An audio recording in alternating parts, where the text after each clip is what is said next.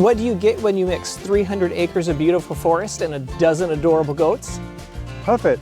We're at Hoof-It Goat Treks in Galena, just about a 10-minute drive away from Aldrich Guest House, where you can take a hike through the woods and play with some of the friendliest goats you'll ever meet.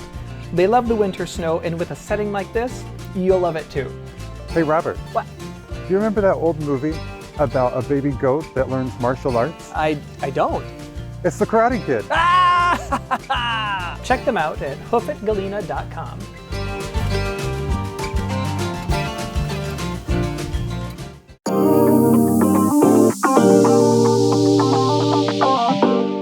Hey Douglas.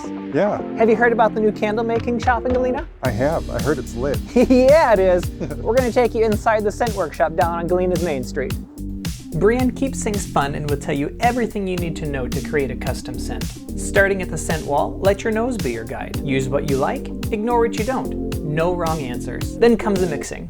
Try different combinations to see what you like best.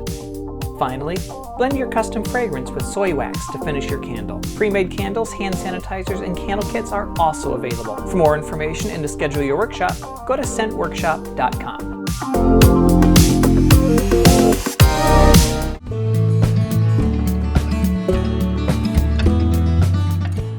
You've heard of wine tastings and beer tastings, but have you ever heard of coffee cuppings?